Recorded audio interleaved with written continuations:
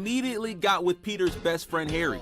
Hell no. That's don't make no damn sense. Like,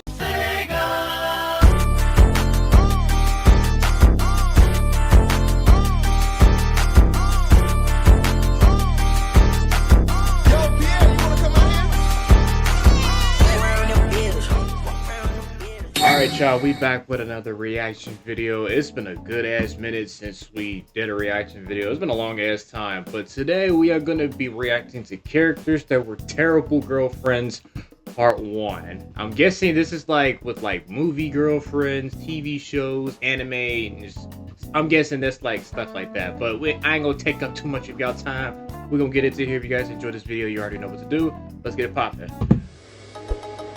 Ni hao, my niggas. Ni hao. Today, I bring you all a new topic. Girlfriends. Now, girlfriends are one of the many wonders of this world, and they can be a great part of your life. They can be a shoulder to cry on, a lifelong best friend, and they can really improve your life for the better. But for every great girlfriend that is born, there is a terrible girlfriend that is also born. And that's what I'm here to talk about today. Characters that were terrible girlfriends. Oh my god. In this series, I'm gonna be talking about some of the worst girlfriends and significant others to ever exist. So y'all know the drill. Sit back, relax, send me a picture of the front and back of your credit cards, and get ready for a show. What? Rated by yours truly. Let's get into our first character. Let me hold on. Let me look at. And I already know that's what MJ. Go ahead and rip on her ass. The girl next door, Mary. I can't. You know what? Before I even played this back, I cannot stand her. Like the Tobey Maguire girlfriend, MJ. Like, who wrote this? Like, who did this? Like, my thing is that who will make this girlfriend this? I don't know. I'm gonna just let him do the talking because, like, I have no words for her. She belongs to the streets. I'm a huge Spider-Man fan. It's been that way since I was little. And this trilogy right here were the first Spider-Man live-action movies I was able to watch. Yes, and sir. As a kid, I was more concerned with the fights and the villains. But as I've rewatched this and put more info into my brain, I'm not gonna lie, Mary Jane is the villain Spider-Man should have been fighting. So let's get into it. So in the first Spider-Man movie, we see Mary Jane, and she doesn't seem too bad. She just seems like a regular girl. But then we see that she is dating a bully named Flash. And not just any bully, this is the bully that also bullies Peter Parker. So it's shown pretty early that she doesn't make the best choices for relationships, which really should have been the first sign for Peter to stay far away from her. So Peter ends up getting his powers and figuring out all his spider abilities and stuff. And Peter is clearly taking a liking to Mary Jane at this point.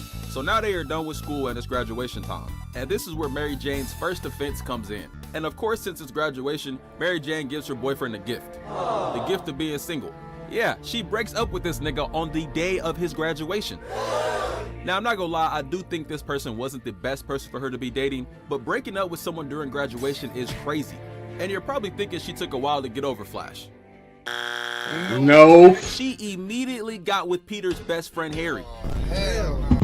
Like, that's don't make no damn sense. You break up with Flash on graduation, right? Then all of a sudden you went to Peter's best friend. And you know what's crazy? Harry don't even want MJ.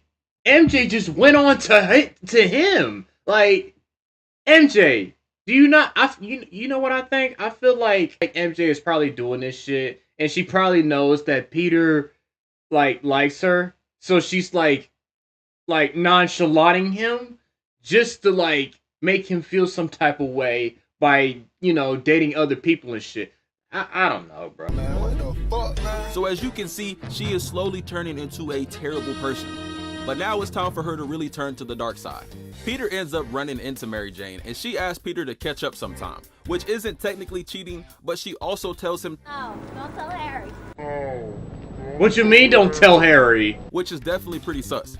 So one of the next signs we see of MJ not really being a good girlfriend is she doesn't really seem to like Harry, which is kind of weird since, they're dating. She doesn't even want to kiss him. So then Green Goblin shows up and two major things happen during this. Harry gets knocked out and Spider-Man ends up saving Mary Jane. And as soon as she gets home, she tells Harry how amazing Spider-Man is. Mind you, he just got knocked out today. She didn't even ask how he was doing. Then before he can even say anything to her, she just hangs up. Wow. Emotional damage. Then we get the famous scene where Mary Jane is saved by Peter and she kisses Spider-Man in the alleyway. Now this might look romantic, but nah. Now this is not romantic if you really think about it. So let's break this scene down. Mary Jane is still dating Harry. She just recently asked Peter on a secret date not too long ago, and now she is kissing Spider-Man, which at this moment she doesn't know Spider-Man is Peter Parker. So she was willing to passionately kiss a masked stranger while in a relationship. I don't understand why you even did this to yourself. This made you look so fucking stupid. This Right. shit make you look so stupid. And look how happy she is after it. She never smiled like this with Flash or Harry, but a random kiss from a nigga in a skin-tight spider suit got her this geeked up. So at this point in the story, Peter's aunt ends up in an accident, and Mary Jane shows up and is having some pretty interesting dialogue with Peter and being very flirtatious with him. And then Harry shows up at the hospital, and this was probably weird for everybody in this moment, because Peter is emotional about his aunt. Mary Jane is still having orgasm aftershocks after her moment with Spider-Man, and Harry is watching his girlfriend be flirty with Peter and still talking about Spider-Man after everything she's done so far. She belongs to the streets. And then shortly after this, Green Goblin snatches up Mary Jane, and let's give it up for this scene. She finally got some damn karma. So Green Goblin dies, which was really Harry's dad. Then to end off the movie, she breaks up with Harry, and she kisses Peter at Harry's dad's funeral. I was Tobey Maguire. If I was Peter Parker, I would have cut her off completely.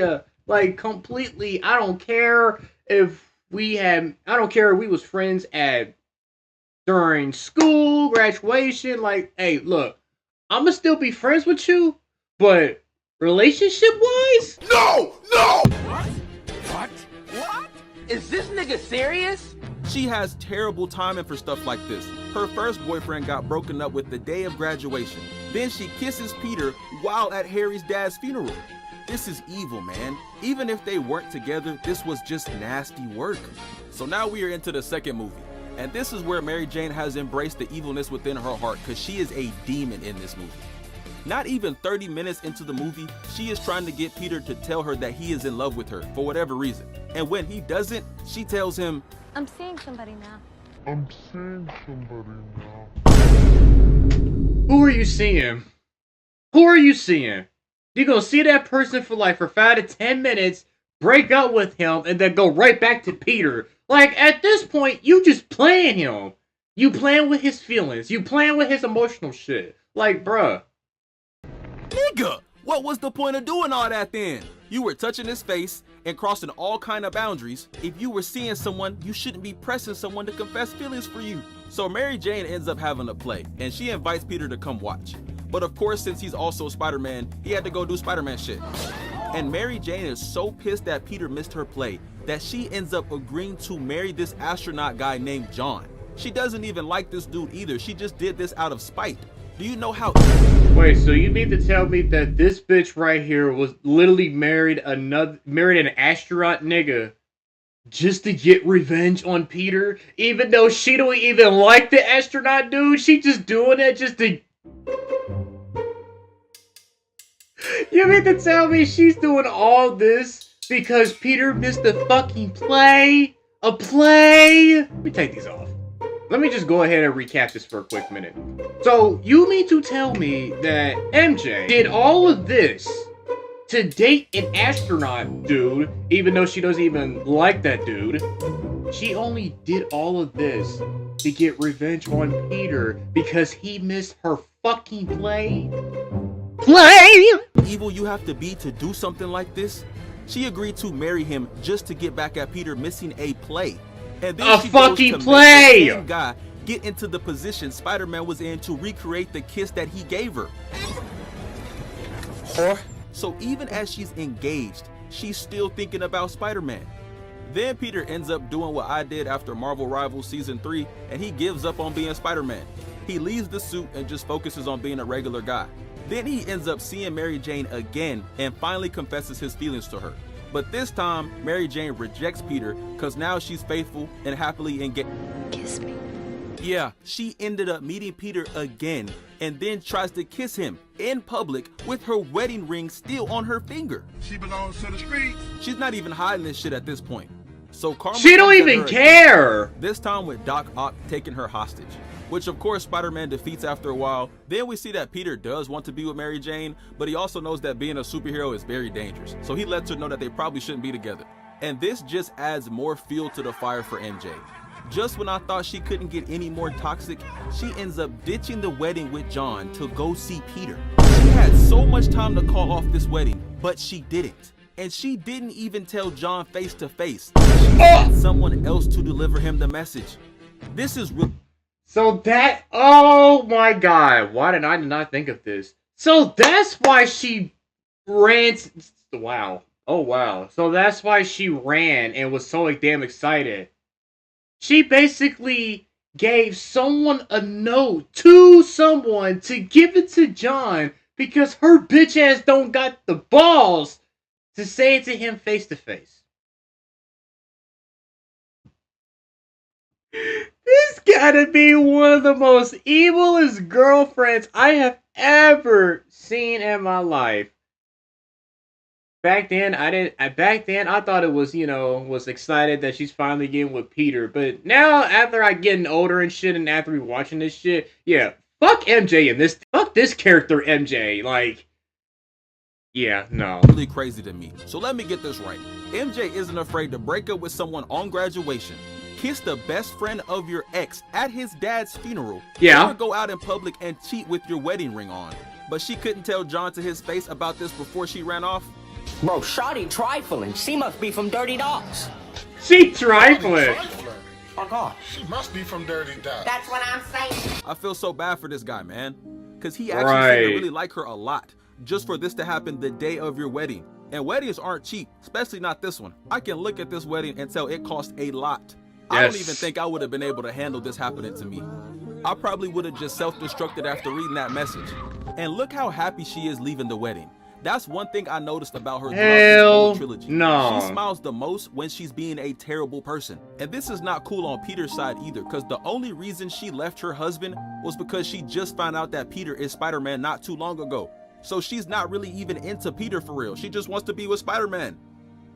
But this movie ends off with them getting together, and I'm not gonna lie, I was not happy that Peter got with her after all this bullshit.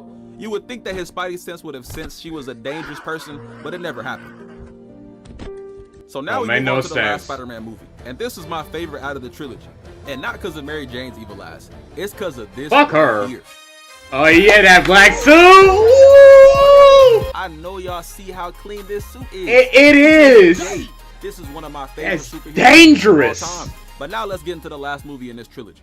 So at this point in Mary Jane's life, her career is going terribly, which I'm definitely not secretly happy about. I promise.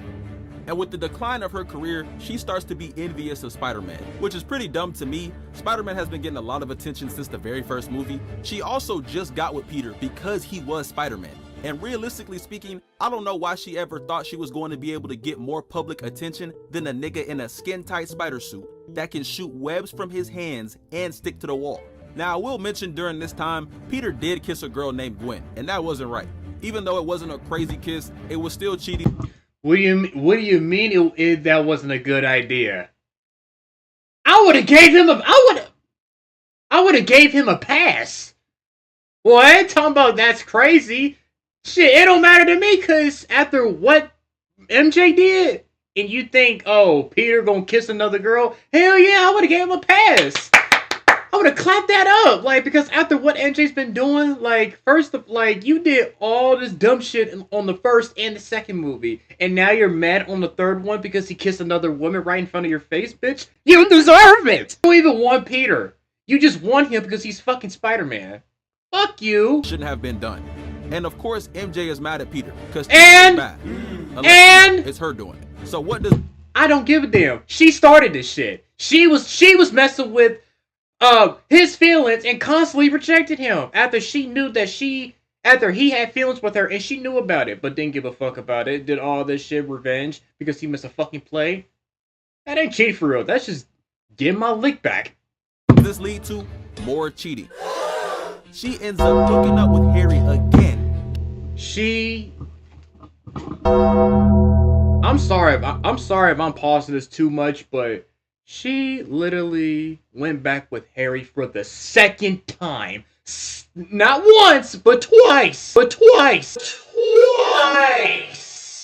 I'm telling you right now, she doesn't know who she wants. She doesn't know who she wants. Like, one minute you're going after Peter, the next minute you're going after Harry, the next minute you're going after somebody else, and then you're going right back to Peter. Then, oh, well, then this start happening. Then you're going back to Harry. Like, she doesn't know what she wants.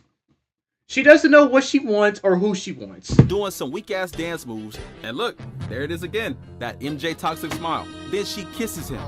Hell no, man. Come on, Next, dude. Peter tries to apologize to Mary, but she breaks up with him. But this wasn't because of her normal hoish tendencies. She did this because Harry told her to. So let's give her a pass on this one. So after that, Peter comes in contact with the symbiote and he starts changing into a completely different person. You a fucking bitch. Yo, stop, hold on, wait, what I said? I don't fuck with no bitch, man. You see how I do things? He ends up taking Gwen to the place that MJ works just to get back at MJ. Now doing this was definitely not okay, and this scene was also very...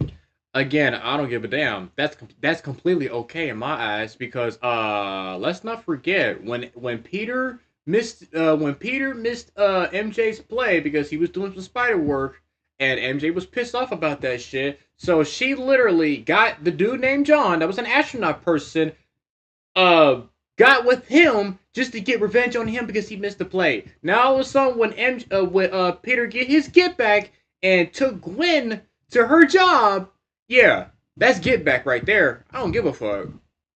I don't care. Parker deserved that shit. I don't care. Fuck MJ. cringe, but one important thing does happen. Okay, that right there. Okay, when Peter hit MJ, okay, I'm not gonna lie. That was out of line. That was way out of line. And yeah, that was just way out of line. And plus he had the black suit on. So obviously his personality changed. So this right here, he was out of line. I'll give MJ credit for that. Yeah, Peter actually hit MJ. Now, was this the right thing to do? No. No. Was this an understandable crash out? Yes. Yeah. And did I enjoy every second of this scene? Nigga, damn right. I sure did. Oh my And the god. movie basically ends with Peter and Harry saving Mary Jane. I personally wouldn't have saved her, but they did, so I guess that's cool. Harry ends up dying, and the movie ends with the whole happily ever after type thing, but I doubt that actually happens based off everything we've seen her do so far. Alright, now it's time to talk about the key points on why Mary Jane is a terrible girlfriend. She cheats on every single one of her significant others. She's okay with kissing random dudes. She's very manipulative, doesn't ever take accountability, leaves her husband the day of the wedding, envious of her own boyfriend, and never fully becomes faithful. Alright, now it's time for the next character. Where do you get the nerve to trap me in your stupid treehouse? Who is this? My sister's wedding and run off with another girl and eat a meatball sandwich. This nigga is Oh crazy. my This is god. a character that I had to do a good amount of research on. She's from a show called Codename Kids Next Door. The show is about these kids that have formed this global organization that protects kids from adults. And each kid under the program gets assigned a number as their name. The main characters are number 1, number 2, number 3, number 4, and number 5. And Lizzie doesn't show up too often, but whenever she does, she is insane. So let's get into it. Alright.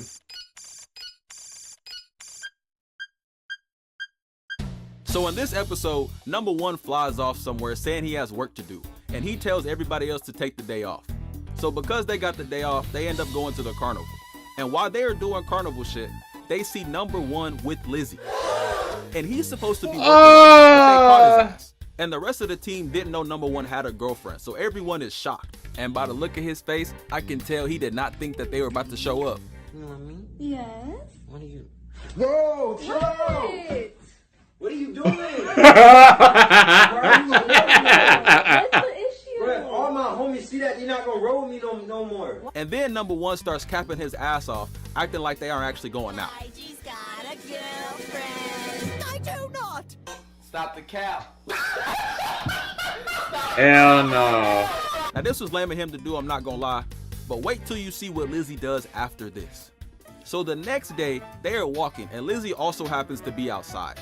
And she ends up getting him a present with a helmet in it. Aww. And at first, I was confused as to how she found the perfect size for his weird ass head shape, but then I realized she got the same head too. Then he puts it on and walks off. But then she pulls out a remote for the helmet. And turns out this helmet is controlling his brain so that he will spend more time with her. I'm going to hang out with Lizzie instead. And she ends up forcing him to take her out on a date. Then the kid...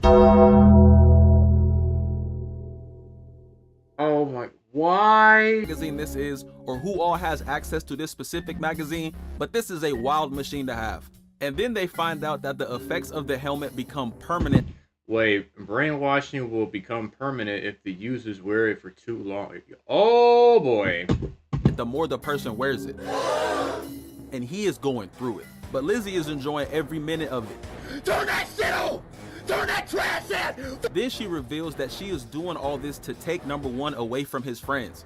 And number one manages to tell her that he likes his friends, and she turns up the lever on the remote and controls him to say, I will never see my stupid friends again. and she's smiling my and acting like he God. genuinely said that shit too. Then the kids next door pull up ready to free number one from his abusive girl. But she uses the remote to make him fight them. And I don't know what kind of sleeper agent helmet this is, but number one got strong as hell. He lifts up a whole 10-year-old with one hand. Mind you, he's also 10. So as they are fighting, eventually they overpower him. But then Lizzie turns the power to maximum and he breaks out and goes right back to eating. Then we see number one's head start to latch onto the helmet. Oh my Then the god. player brings the check back, and this causes him to bust out of the helmet. Ow. And the craziest thing about number one is he actually went to get ice cream with her after all of this. That helmet must have really fried his brain, because there's no way I'm doing anything with her after all of this. But yeah, I think giving your boyfriend a brainwashing helmet, then controlling him to spend So Lizzie gave bro the brain. Wow, that's crazy. time with you, making him try to take out his own friends, and then taking him on a date he can't afford solidifies you as a terrible girlfriend. Nah, that's All crazy. right, time for the next character. Who's the next one? 12 seconds later. God, bro. Is that from Twilight? Now, I'm actually a fan of the Twilight Saga movies, but Bella in these 5 movies is one of my least favorite characters of all time. And not just because she doesn't really do much and is extremely awkward, but she made a love triangle with Jacob and Edward for no reason. Now, Jacob and Edward definitely weren't the best people either. They also did some questionable things throughout this whole series, which I plan to talk about in a later video. But right now, let's talk about Bella Swan. In the first Twilight movie, Bella moves in to live with her dad, Charlie. And this is also where she meets Edward. And they slowly become romantically entangled. Then Bella finds out he is a vampire. And at this time, Jacob is a minor character in the plot. But he does show an interest in Bella as well. And to be honest, this first movie doesn't really have Bella do anything too crazy. She does miss a good chunk of school though, which actually gets worse the more she falls in love. But the most important 2 things are that she meets Jacob and she falls in love with Edward. So in the next movie, shit really gets wild. So during this movie, Edward and Bella are still together, and Jacob is slowly trying to get closer to Bella. He wants that side nigga spot real bad. And this is also the start of when I started to consider Bella a bad friend, a bad daughter, and most importantly, a bad girlfriend. Cause as I watched this movie and put myself in the shoes of both Jacob, Edward, and her friends, I realized she is just terrible at everything. So Edward invited Bella to his house, which was a terrible idea, since they are all vampires and she's a human. And as soon as she shows up, she gets a paper cut, and this causes Edward's brother to tweak out. So Edward ends up leaving Bella and going to Italy because it's too dangerous for him to date her. And now they are officially broken up. And Bella is hit really hard with this breakup. She doesn't do anything for like 4 months. She doesn't go to school, she doesn't shower, and she never leaves her room. So then Bella finally ends up doing something, and she goes to the movies with one of her friends. And then she meets a group of bikers and starts to see visions of Edward. And this is where she starts doing a bunch of wild shit just to see these hallucinations of Edward. And this is also where she starts to really like Jacob and give him hopes of being with her. She asks him to fix 2 bikes so that they can ride together and spend time together. And of course Jacob is down for this. But she's only doing this to see visions of Edward. Now, she's not dating Jacob right now, but she definitely knows that he likes her, and she definitely has intense feelings for him too. And for her to be doing all this with the guy she knows likes her, while she's only doing this to see her ex, is pretty awful in my opinion. So Jacob starts being distant towards Bella, and this causes her to go check on him at his house. And this is where she finds out that he's a wolf.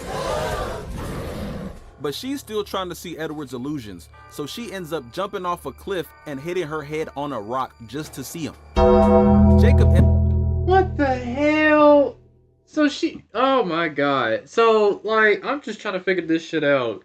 So Bella knows that Jacob has a crush on her, but she only using Jacob just to fix up some bikes, just to see hallucinations of Edward. After Edward had to, like, leave and go to Italy because it was dangerous for him. This shit is wild. Ends up rescuing her, and this is where she starts to show more romantic feelings for Jacob. They damn near kiss right here. But then the phone rings and turns out Edward was on the phone. Oh! Bella switches up immediately. She completely ditches Jacob, ditches school, ditches her dad, and ditches everything she was doing to go fly all the way to Italy to see Edward. And I know this had Jacob in shambles. He finally thought he had a chance. He rebuilt 2 bikes from scratch just for Bella and him to spend time together. And he saved her from literally dying, all while she was giving him romantic signs, and her ex calls and she hops on a plane and goes to see him immediately. Yeah, I would have had to crash out and bite a few niggas after getting played like this. Right. So this movie ends off with Jacob and Edward getting into some beef that Bella ends up getting into the middle of. And she also asks Edward to turn her into a vampire. And Edward doesn't want to do this for 2 main reasons. 1, he wants her to have a regular life, and 2, it could actually kill her. But Bella doesn't take no for an answer, which is another thing I really don't like about Bella. She doesn't ever listen. And it's not like this is some random person telling her no. This is her boyfriend, the nigga she dropped everything for and flew to Italy to go see. But she won't listen to him, so this forces him to make her a deal. If she marries him, he'll turn her. Now this is kind of sad for Edward and later Jacob as well, because Edward has been against turning Bella since he met her, and she's literally not listening to what he's saying. Alright, I know I filled y'all's heads with a lot of info, so let's get the key points out the way. She led on Jacob, she used Jacob to see illusions of Edward, got really close to Jacob, then immediately left him when Edward called, and she also forces her boyfriend to do something he's told her that he doesn't want to do. Alright. Yeah, my thing is that I would have cut her off immediately, and plus, if I was Jacob, I would have left. Like I would did like a few tries just to get her, but once I found out that she was already dating somebody, I would have left immediately. And then you use Jacob just to go see Edward, and then after he saved your ignorant ass, all of a sudden you fell in love with him. And then the moment that phone rings, you immediately... I'm stuttering. And that phone rang and found out that it was it was Edward. She immediately, like, switched. Like, soon as as soon as she heard that voice of Edward, she completely changed. I'm like, wow. Free clips. So in this movie, there's an army of vampires being created to take out the Cullens and Bella. So both the werewolves and vampires team up to protect Bella and the people of the city. And one day when Bella is going to school, Jacob pulls up and she goes to hang out with him. So now Bella starts spending a lot of time with Jacob. And I really don't know how Edward is putting up with this behavior, because there's no way I'm staying with my girl if she's constantly hanging out with another guy that clearly likes her, and she obviously somewhat likes him too. And during one of these trips, Jacob confesses his love for Bella and tries to kiss her. And this goes really bad for both of them. Jacob gets rejected, and then Bella gets her hand broken. Now this specific time dumbass! Because even though she was misleading him and giving him mixed signals so far, there should never be kissing or touching without both parties wanting to engage, regardless of anyone's true feelings. Now I've never been a girl before either, but I think at this point I would be pretty done with Jacob after all of this. She knows she's going to marry Edward. She knows she wants to be a vampire, and Jacob just forcefully kissed her. She should really be done with this nigga at this point and just be happy with Edward. Exactly. She ends up surprisingly graduating, despite her missing literal months of school and ditching every day. And at the graduation party, Jacob shows up and gives her a bracelet. This isn't too important, but it does further show how Bella just keeps stringing this nigga along for the ride. So now we're at the point where it's time for war. But of course, Bella's dumbass isn't taking anything serious and starts trying to pressure Edward to give her some vampire wiener. And this is another instance of her not respecting boundaries, because the reason Edward hasn't been wanting to get too freaky with Bella is because he's strong as shit and could really hurt her. And because she's so pushy about this, he agrees to try it out once they're married. Then we get a nice scene of Edward pulling out the engagement ring, and they're pretty happy about it. Now it's time for the awkwardest part of this whole story.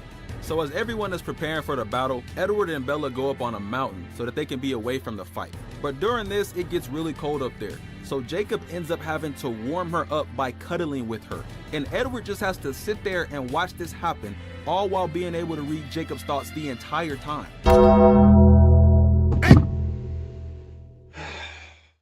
Jesus fucking Christ. Jacob, I don't know how you're still with this shit. Especially Bella. Like, come on, dude. Like, that don't make no damn sense. Like, how the fuck are y'all still trying to be with this bitch? And she's, like, fucking on both of y'all at the same time. But she mainly using Jacob. And Jacob, and again, Jacob, how the fuck are you okay with this shit after she finna marry Edward?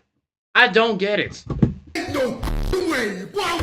Also, at the same time, she's oh my goodness. At the same time, she's fucking around with a vampire and a wolf. But Edward has to get his get back. So in the morning, Edward starts talking to Bella about their marriage stuff. And he's doing this knowing Jacob is listening. And this makes Jacob tweak out. And this is where Bella kisses Jacob to calm him down. And not a little kiss either. They were getting busy. This is foul, man. They didn't even brush their teeth. And Edward is like right around the corner. And this kiss was what finally made Bella realize that she was really in love with Jacob too. And this was wrong on so many levels. Oh my god! This is like MJ all over again. MJ and Bella are literally the same damn thing together. They both.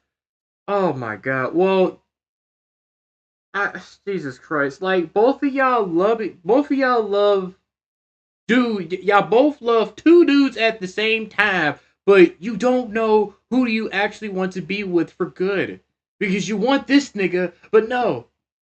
You somewhat miss this guy, so I'm gonna be with him and kiss him. It's just like, bruh. It's like Edward the main dude and then Jacob the side dude. I don't understand. I really don't, because this shit don't make no sense. It doesn't make any sense at all. Like, as far as I know, Bella and MJ are literally the same thing. They could be fucking sisters for all I give a shit. She literally just got engaged to Edward the other night, and now she's having a full-on. Like, you just got engaged with Edward. It ends with Edward and Bella getting ready for their wedding. So with the last two movies, they don't have too much foolery in them, but Bella still does act really sus in these movies. So Bella and Edward get married, and she ends up having a very intimate dance with Jacob. That really doesn't seem right to me, especially on the day of your wedding. Just look at him. She just seems a little too excited right now for my liking. But hey, it is what it is. Then Edward finally gives Bella some vampire sex, and this ends up with her getting pregnant. And the name she picked out for the baby, if it's a girl, is Renesmee. And if it's a boy, it's Edward Jacob. This shit pissed me. This shit just hurt my stomach. Literally just said, if she is having a son, she will name the son Edward Jacob. That don't even sound right. That don't even sound right whatsoever. Edward Jacob. What? What's the last name gonna be? Bella? Edwards Jacob Bella? My first name, Edwards Jacob. Last name, Bella. Oh, hell nah. At this point, There's no way you're naming your child after your side nigga, bruh. Luckily though, it did turn out to be a girl. Then Jacob ends up imprinting and forming an eternal bond on the baby. You can't fuck that lad, dog. Get out of here. Which is kind of weird, but I'm not a wolf, so I don't know how that shit works. And that's pretty much it for this story. I think Bella was really manipulative. She strung Jacob along for so many years. She flip-flopped between both of them every damn movie. And she... Right, and I forgot, she really tried to force Edward to do dumb shit. Like, Jacob and Edward, y'all should have completely cut this bitch off immediately. Especially Jacob. Cause she led your dumbass for so many years. And then for Edward, she making you do shit that you don't want to do because it would either, one, kill her ass, or two, just do dumb shit. I don't get it. always push Edward to do things he didn't want to do. I feel really bad for both Edward and Jacob. I think they deserve someone who knows what they want and can fully commit. All right, time for the last character. I'm here, darling. What else? Oh crap, she found me! Now this girl is kind of a complicated character because I truly think her heart was in the right spot. Kinda. She's from a manga and an anime called Fruits Basket. And this is Kyo. Now they aren't technically together, but in her eyes they are. So I figured I could include her crazy ass on this list. So let's get into why she's so terrible. Alright. So Kagura met Kyo when she was 7 years old. And both her and Kyo were born as zodiacs, which means they have a spirit animal inside of them. Kagura is a boar and Kyo is a cat. But Kyo had it much worse than her because due to him being a cat, people despised him and didn't even want to be around him. So Kagura sees this and she's like, You're a victim. Here we go, CSI. so she ends up befriending him out of pity for what he is. Alright, now it's time for me to tell y'all the crazy shit she does. So she ends up threatening Kyo into being with her by using a knife. Is this nigga serious? Then she tries to wear Kyo's bracelet, and this bracelet is the only thing stopping him from turning into this. What is that? And Kyo doesn't want her to have it, but she ends up taking it by force, and then Kyo's true form comes out. So this scares her and also made his mom stop letting him come out. So this obviously caused Kyo a lot of pain, but Kagura wasn't worried about that at all. Instead, she forces herself to love him in order to make herself seem like a better person. This is where her worst trait comes out. Once they get a little older, she gets a lot more aggressive with Kyo. The relationship is completely on her terms. She's literally beating him up just to get him to go on a date with her. And she beats him up multiple occasions. It's damn near every episode. What the And since they're hell? together, at least in her eyes, this is messed up. Not only is she forcing herself to love him out of pity and forcing him to be in a relationship with her, but she's always abusing him daily. She's hitting this nigga Kyo with full-on face punches just because she missed him. Then she'd have the nerve to partially blame it on Kyo. She the type to ask you, Would you love me if I was a worm? then body slam you if you say no. There's one scene where she does him so dirty. She throws him through the door, jumps after him, grabs his leg, and just look at her face right now. This is not a girl you want to be with. Kyo, I get it, bruh. Jesus, how the hell is this man even with her? How are you not dead? Like, the constant abuse you've been getting since you was a kid. She was beating your ass when you was a kid. Now she's still beating your ass as an adult. I can't. Oh, hell no. Then she starts swinging his ass around like a helicopter. Oh! Slams him on the ground. What the f- Oh, the hunger. And then this bitch really just said, who did this to you? Motherfucker, you did it! She literally threw this nigga out the window, grabbed the leg, spin him around like he was a fucking helicopter, slammed his ass down to the ground, hugged him, and said, who did this to you? The hunger meant domestic violence. Yes, bro. But she does end up somewhat calming down and accepting that he doesn't want her later on in the series. But she put my guy Kyo through physical and mental hell for a long time. And yeah, that's it for today's video. Hope y'all learned something today and had a great time. Also, shout out to my amazing girlfriend. She helped out a lot with this video, especially the Twilight section. I'ma also try to drop a surprise video for y'all around Christmas time. But I'm tired of talking to. But no, yeah, that's fucking crazy. Like, the fact that, yeah, like I said before, Bella and MJ are literally the same fucking thing. They manipulative as hell. They run to different niggas when shit hits the fan. It's too much. But on Bella's side, she's forcing Edward to do some things that Edward doesn't even want to do. Like, why? Like, what are you trying to do? Like, I don't get it. And then on MJ's side, she's just messing around with hella people after she realized, like, MJ's in love with her, and she sees it, but not gonna give a fuck. You only want to be with him because he's fucking Spider-Man, not just Peter Parker himself. And not only that, you mess around with his best friend twice. Not once, but twice. Hope you guys enjoyed this. If you did, you already know what to do. But other than that, I'll see y'all in the next video. We out of here. Peace!